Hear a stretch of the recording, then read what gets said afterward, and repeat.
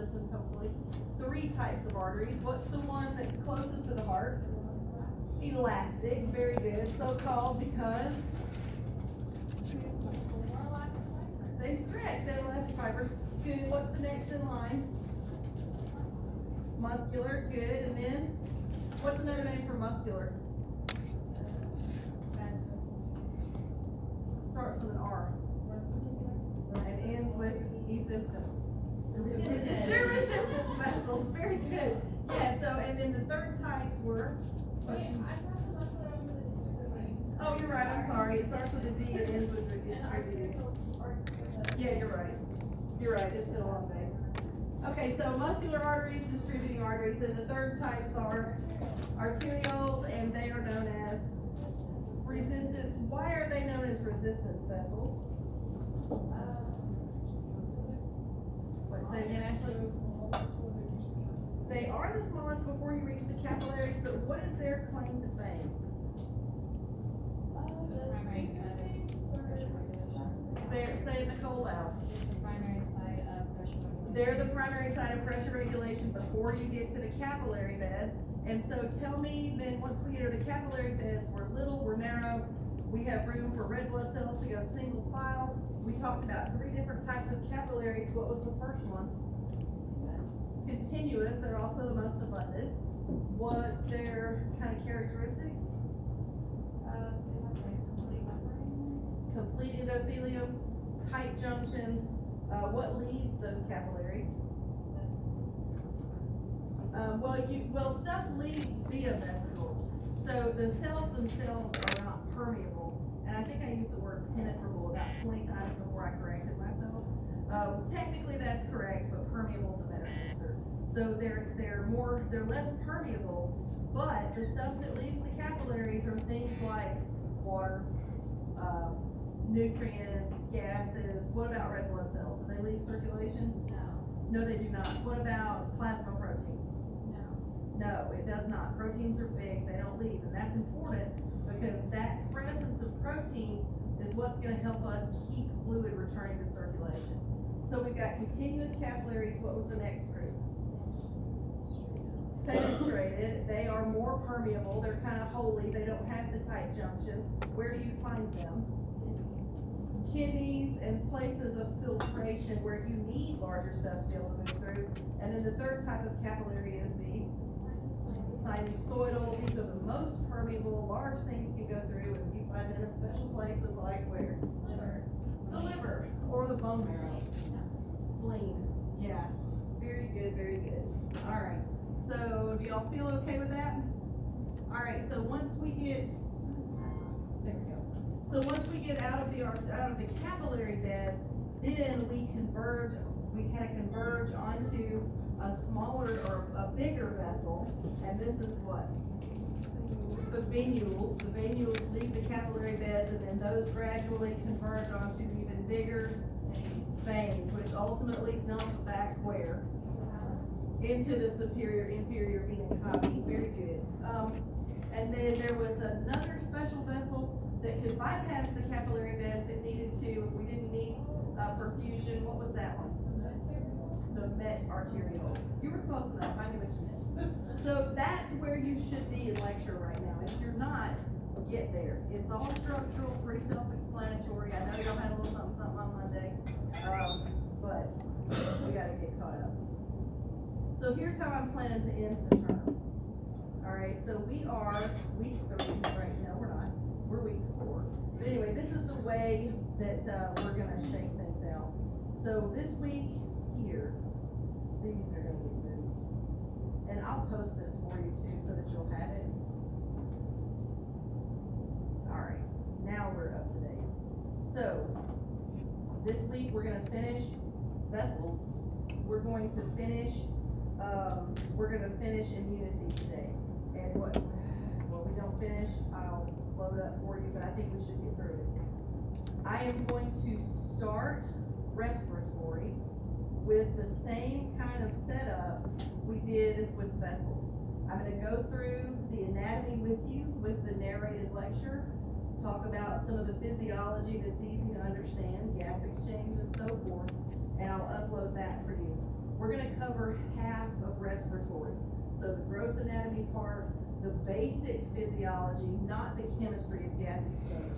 And we're gonna finish that in the early part of the day next Wednesday, all right? And we'll also use that first hour for review.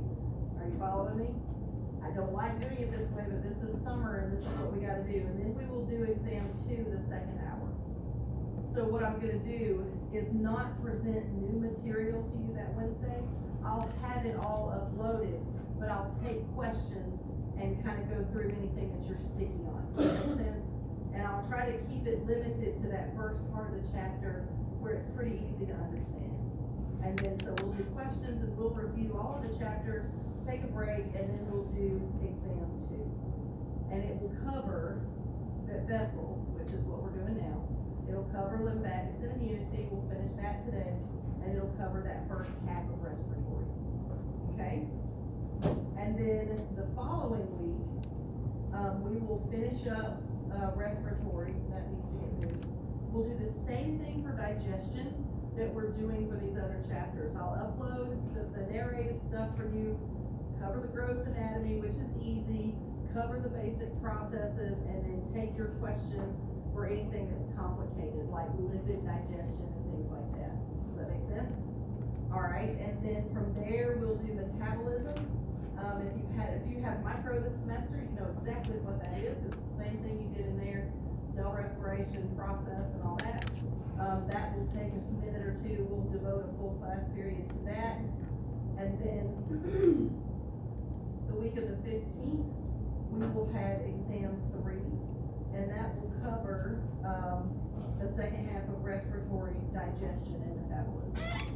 And then from there, we'll again, in keeping with what we've been doing, we'll upload the anatomy, kind of the basic processes for urine and what have you. And then fluid electrolyte is a review. That one you're not gonna have any trouble with because we've covered pH change. We will have covered all of that stuff throughout. So that's kind of a tie it all together sort of chapter.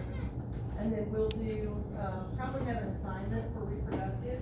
It's one of those where really all you need is enough to answer the questions on the final exam. It's not a chapter that we spend a ton of time on. So I'll come up with a set of questions. You can answer these, or you can discuss this stuff, you'll be fine. And that'll put us with exam 4, week 8. Frees up a whole week, because lab exams are gonna be this week 2, and that gives us nearly 2 full weeks to get ready for the final. I dropped off development and inheritance. It is a, optional chapter anyway. So by doing that, that frees up. Okay? Sound like a plan? Yes. You make the final exam, right? It's a departmental final. Okay. It's 100 questions, all multiple choice. Are we taking the final on Thursday? No, it's just, those are just the designated dates for finals. Yeah, so yours will be Wednesday the same time. No, I just changed the test schedule. I'm not the final, I was talking about exam 3, so it's now the. She's gonna post it. Yeah, I'll post this, but exam 3 will be this week. So how are y'all doing with the narrations that are uploaded? Y'all doing okay with that? I like them, they give a bit more information than us, like, reading what's Trying on to the take, side. yeah, that's how I think too.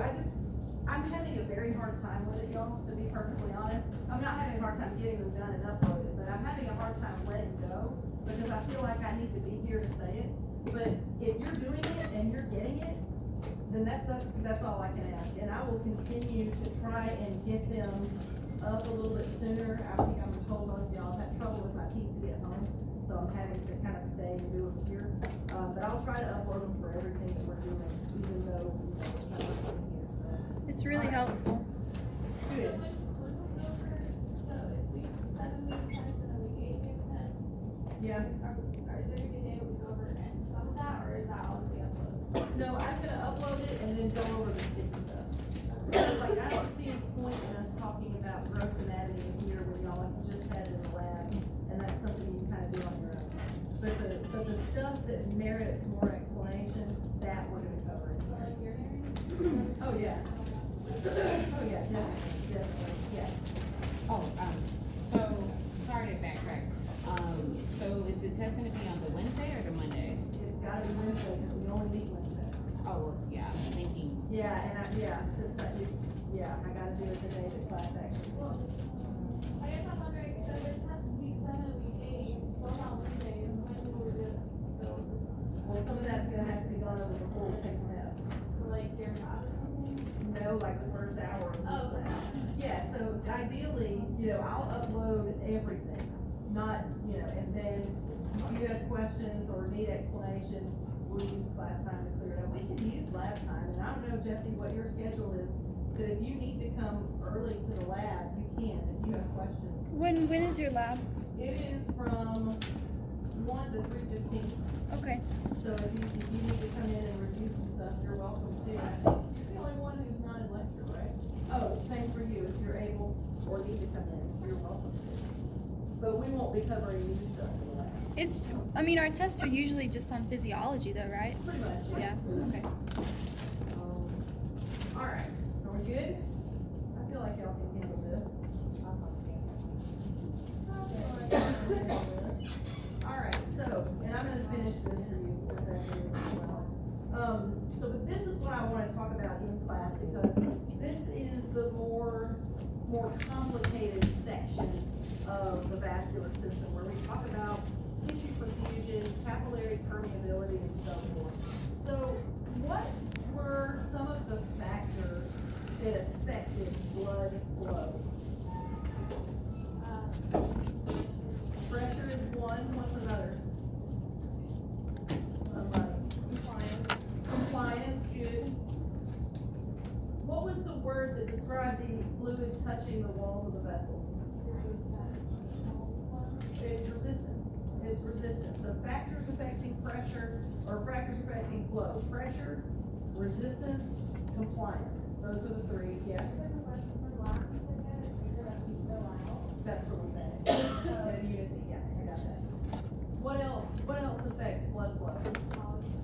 Volume, viscosity, diameter of the vessels. Remember all of this? Yes, please say yes. All right, so those things tend to affect how blood or how fluid leaves the vessels as well. And so we got to introduce a couple of terms that you probably are not familiar with. The first of which is filtration. All right. So what do you think of when you think of a filter? Cleaning? Takes out the. I think of a coffee machine. I think about a coffee filter, and I think about fluid passing through when the solids don't. And that's kind of the case here. So we've got a capillary, and we've got a situation where some stuff is leaving, but other stuff is not. What does not leave? Red blood cells does not leave. What else does not leave? Plasma proteins, of which, who is the most abundant? Albumin, good. So we've got several different forces acting on this vessel as you have fluid around it. The first is the actual pressure against the walls of the capillary. What did we call that? Hydrostatic. Anytime you have pressure on the walls of anything, it is hydrostatic, or fluid pressure. It's hydrostatic pressure. So is it only on the inside of this vessel that you have hydrostatic pressure? Think about it. Where else would you have hydrostatic pressure in the capillary? Yeah, the interstitial fluid exerts a pressure as well. They're not just floating out there in space. They're anchored down with connective tissue, and there's fluid all around. So why does this keep happening? Where would the hydrostatic pressure need to be highest to get fluid out of this capillary? Inside or outside? Inside, yeah. Fluid flows down a pressure gradient just like particles do. So as you're entering the capillary from the arterial end, you're under much higher pressure than you are when you're leaving, because you're headed into a place where flow is very slow. So your hydrostatic pressure that favors filtration is the push out that exceeds the fluid pressure out here. Follow? So then how come over here there's no more movement when you get further into the capillaries? Because it's getting further from the artery. Well, you got a couple things going on. If your pressure is because of your volume, doesn't volume contribute to pressure? Yeah, what's the relationship? It's direct. The greater the volume, the greater the pressure. Well, aren't you losing volume from this point to over here? You are, because you're pushing it out. So once you push enough of it out, suddenly you don't have any more pressure exerted on these walls, because all the fluid's gone, right? So then what the heck is going on over here? Yeah, what's causing it to come in, Lindsay? It says reabsorption. It It's just full of moisture and I don't know. It is. What was the phrase I told y'all to learn about osmosis? It sucks. Osmosis sucks. What's causing that water to get sucked back into that vessel? Osmosis because of? The pressure being higher. Not so much pressure higher out here. It's the albumin, it's the proteins. Remember, those proteins act like sponges. When you shove the fluid all out, what happens to your osmolarity inside this vessel? Wait a minute, what's osmolarity mean? Concentration of particles, concentration of stuff. So if you send all the clear fluid out, doesn't that increase your osmolarity in here? Doesn't that mean that this is now hypertonic compared to this? So that's what's sucking that fluid back in. And that process of being sucked back in is called, it's reabsorption. And it is through osmosis, you're right. So when you think reabsorption, I want you to automatically think back into the bloodstream.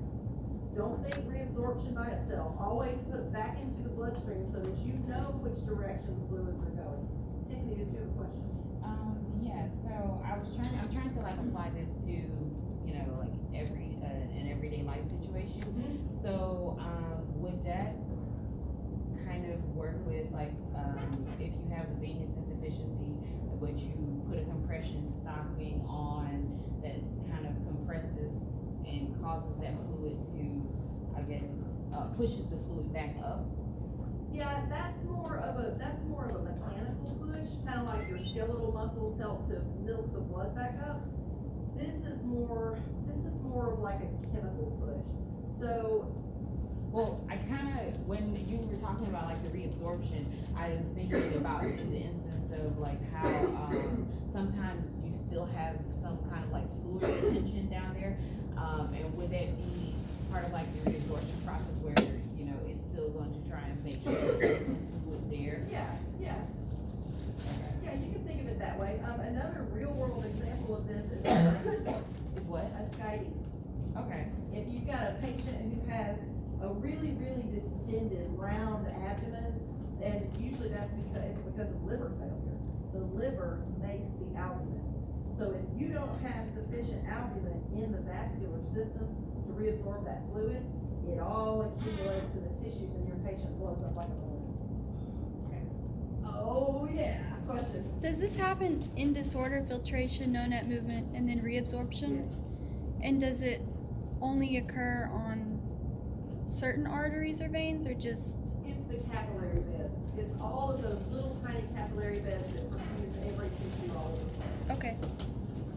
So it's not really an artery or a vein, it's capillaries. All right? So then what would happen, well, we'll just leave it at that for now, but are we okay with hydrostatic versus osmotic pressure?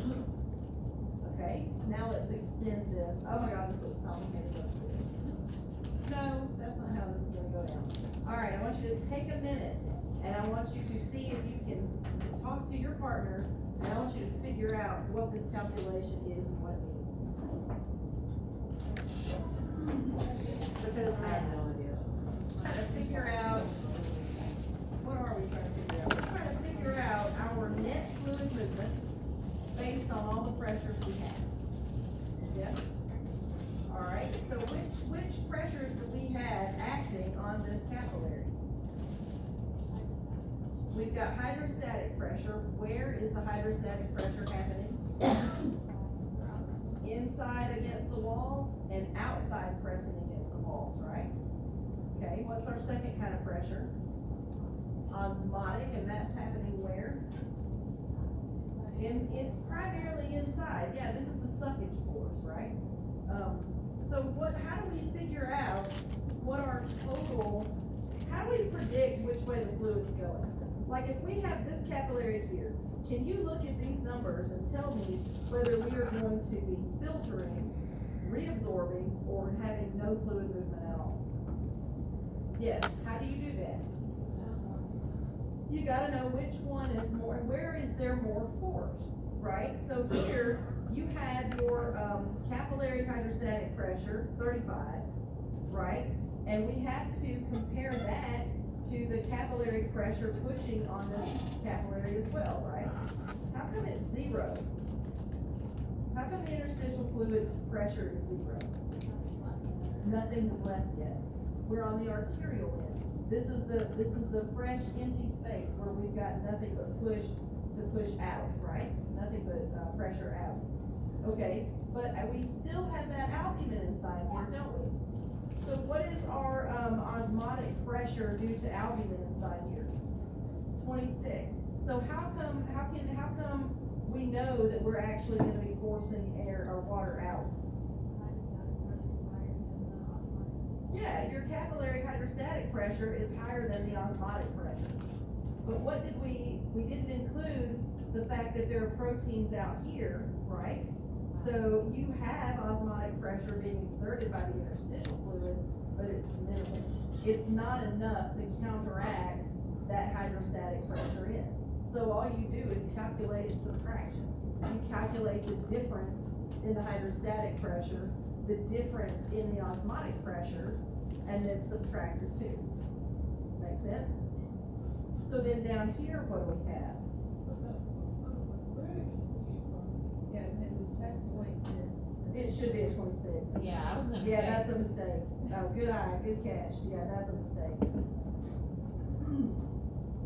All right, so what's the situation over here on the venous end?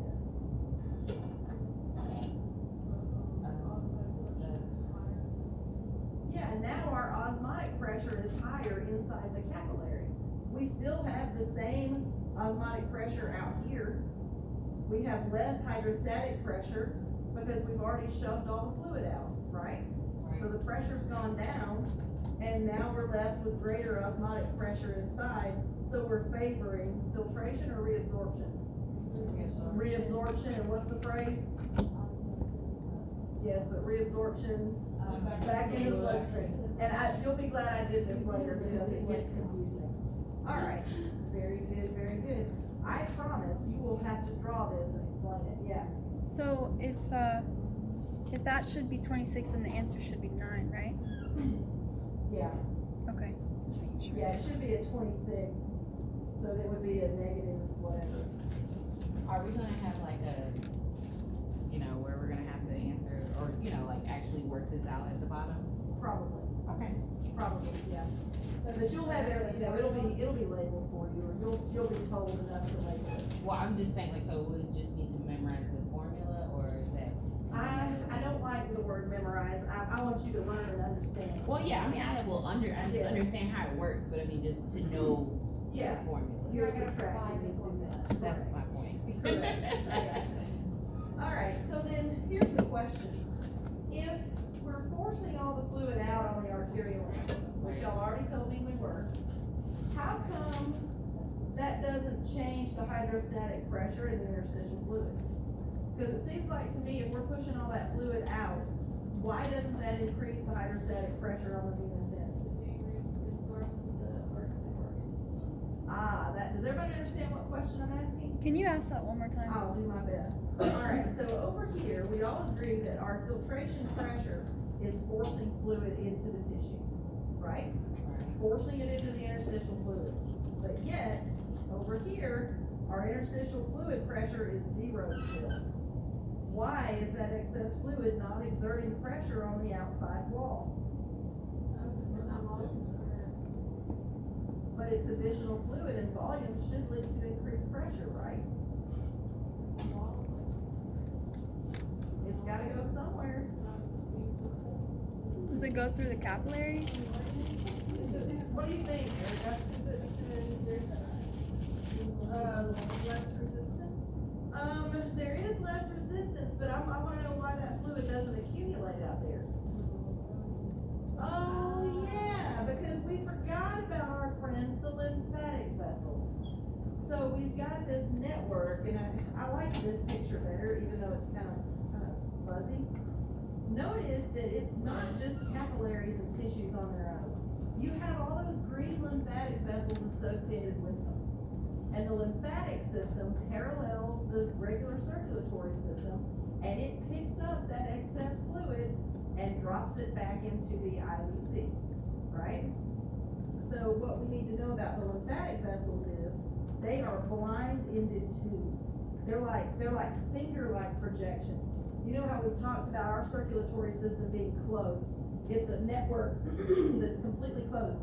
The lymphatic system is not. It's these finger-like vessels that extend into the capillary beds, pick up the excess fluid, and return it to circulation through the IVC. So that's why when you have adequate tissue perfusion, you're not increasing the hydrostatic pressure on that capillary. The lymphatic system sucks it up. So what would happen if you had, let's see, there's a parasitic infection called elephantiasis. It's caused by a little parasite, and it clogs up the lymph nodes. Clogs up the lymph nodes. Yeah, what happens if you have a situation where, let's say, where are your inguinal lymph nodes? They're right, kind of in your hip area, sort of underneath. What would happen if one of those got clogged up? What would swell? Everything below it, right? Because if you cut off the ability to suck up excess fluid from here down, you're gonna accumulate all kinds of fluid in that leg. And that's what elephantiasis is. Have you ever seen it? It's a person that's got a big giant swollen thing, and it's because there's nowhere for that fluid to go. Well, that's kind of cool. Makes sense? So you rely on your heart to push that fluid hard enough through the capillary beds and up into the lymphatic vessels, because they don't have a lot of osmotic pressure, they don't have a lot of suckage pressure, and they sure don't have the smooth muscle milking and all that good stuff. They've got a little bit of it, but their major thing that they rely on to get fluid up in is heart force.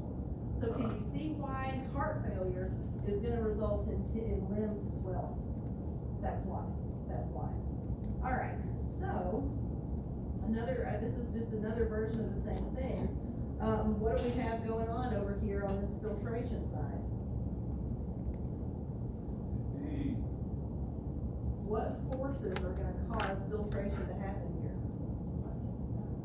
High hydrostatic pressure on the inside of the capillary is gonna force the fluid out.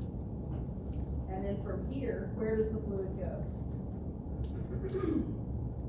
A lot of it gets absorbed into the lymphatic vessels and returned to circulation, and then the rest of it gets reabsorbed over here, because over here, what pressure do you have? You got low hydrostatic and high osmotic that pulls that fluid back into circulation. I cannot stress to you how important it is that you understand this concept, because we see that all of our nutrient absorption, all of our kidney function, literally all of the fluid movement in our bodies depend on this system right here. So when you talk about something like aldosterone, that's taking it way back, like 2 weeks ago. What does aldosterone do? Overall, what's its big thing? It lowers blood pressure, or it raises blood pressure through sodium retention. It tells the kidneys, hey, I want you to put more sodium into the bloodstream.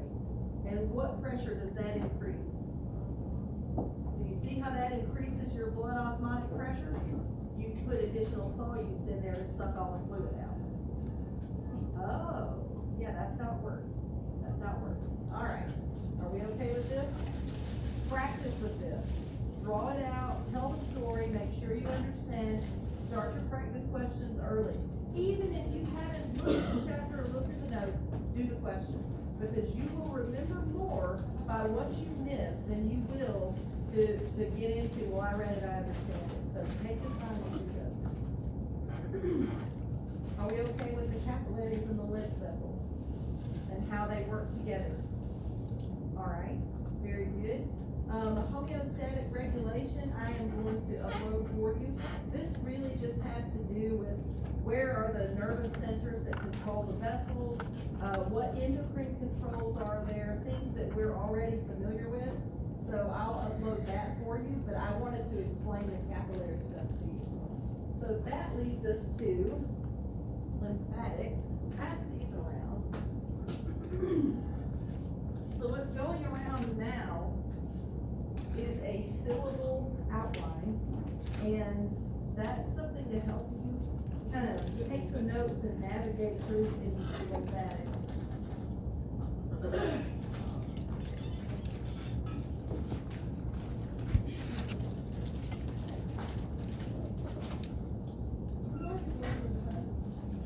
I'm gonna do it probably in the lab, but I'll bring you. Can you come a little early on Wednesday? Yeah, let's do that. Or you can come up and look at it after if you wish.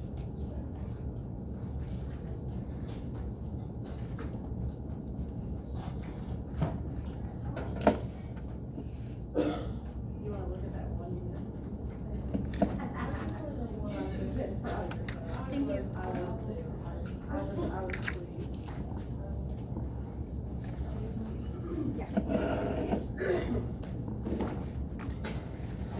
Yeah, two extra. Okay, you just leave them up there. Alright, so what do you think of when you think of the lymphatic system? Immunity, in fact, that's pretty much what it is associated with. The system itself is fairly limited in terms of stuff. We've examined the lymph vessels a little bit, and we've seen that everywhere, they parallel the blood vessels, of course, and they often terminate in these small lymph nodes and what have you. So knowing what you know now about circulation and these lymph vessels that are absorbing the perfused fluids, can you see that the lymph nodes are a very, very ideal place for surveillance? What do I mean when I say surveillance? They're looking for things. They're looking everywhere. They're looking at every bit of the fluid that travels through circulation that day, and they're looking at it frequently. What are they looking for? Yeah, bacteria, pathogens, what have you. So think about the lymph nodes and some of these other secondary lymph organs as sites of their way stations. They're inspection points where all of the fluid gets looked at for pathogens and what have you. Lymph, all it is the interstitial fluid once it's in circulation. It's all of the plasma-y stuff without the proteins and all that good stuff. We already mentioned the vessels. They're kind of blind-ended tubes. They're finger-like projections. They have endothelial flaps, kind of like the venous valve to sort of prevent backflow. And they're most everywhere except there's none in the central nervous system. Why? Because you have the blood-brain barrier to hopefully prevent anything from getting into the central nervous system anyway. There are other lymphatic proper names for lymphatics. Lacteals, these are intestinal capillaries that serve the intestinal tract, and their job is to carry lipids into the bloodstream. Ironically enough, your body does not break down fats very well, and when we get to digestive, we'll see that those fats get broken up and returned directly back into circulation. So they're floating around. So the lacteals do that, and we'll talk about chyle when we get to digestive system. Questions about the lymphatic trunks and what they do? They're just a pathway. And I'm never gonna ask you to identify a lymph vessel on a lecture desk. I'm much more concerned with function. The cisterna chyli is kind of in the middle of it's in the bottom of the thorax. and it is responsible for carrying, it's like a place where lymph fluid can accumulate, and I can't get my cursor to cooperate, but you get the idea. You know where it is? Everybody see it? Oh, there it is. So they're just like the vessels. They get bigger and bigger and bigger until they finally dump into the IV system. Alright, so we're gonna look at immunity as a whole, and we're gonna divvy it up into a couple of different sections. I think it lends itself well to a concept map where you have big headings and bullet points underneath. So if I were going to make this as a map, I would put innate on one side, and I would put adaptive on the other. What does it mean for something to be innate? Yeah, you're born with it. You're born with it. The innate immunity is also sometimes called non-specific. Fact.